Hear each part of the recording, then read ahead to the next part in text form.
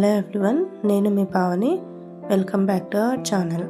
ఈరోజు నేను చూపించబోయే రెసిపీ వచ్చేసి రొయ్యల పకోడీ.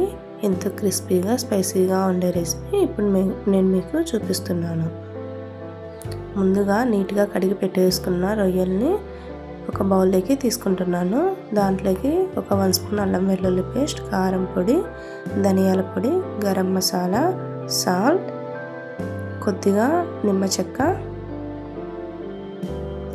ఇవన్నీ వేసేసుకొని ఈ మసాలా అంతా మనకు రొయ్యలకు బాగా కలిసేలాగా ఫస్ట్ కలిపేసుకోవాలి. ఇలా అన్నీ బాగా కలిపాక కొద్దిగా కార్న్ఫ్లోర్, కొద్దిగా మైదా వేసుకొని పిండి అంతా కలిసేలాగా కలిపేసుకోవాలి. ఇప్పుడు కొద్దిగా వాటర్ వేసుకుంటూ పకోడా పిండిలాగా బాగా కలిపేసుకోవాలి రొయ్యలన్నీ.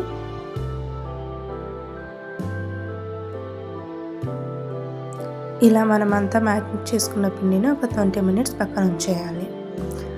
ఒక 20 మినిట్స్ తర్వాత ఒక ప్యాన్ పెట్టి దాంట్లోకి ఆయిల్ తీసుకొని మనం ముందుగా కలిపి పెట్టుకున్న రొయ్యలన్నీ తీసి ఒక్కొక్కటిగా ఆయిల్లో వేసుకోవాలి.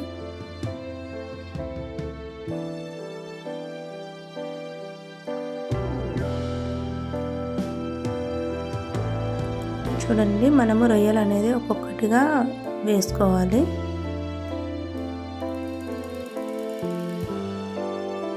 ఇప్పుడు మనము మీడియం ఫ్లేమ్ మీద ఈ రొయ్యలన్నీ డీప్ ఫ్రై చేసేసుకోవాలి.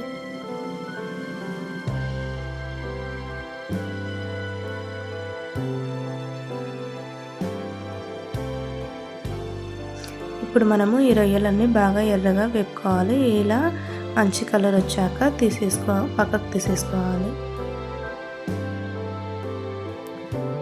ఇంకా మిగిలిన రొయ్యలు కూడా ఒక్కొక్కటిగా వేసుకుంటూ మళ్ళీ చేసేసుకోవాలి.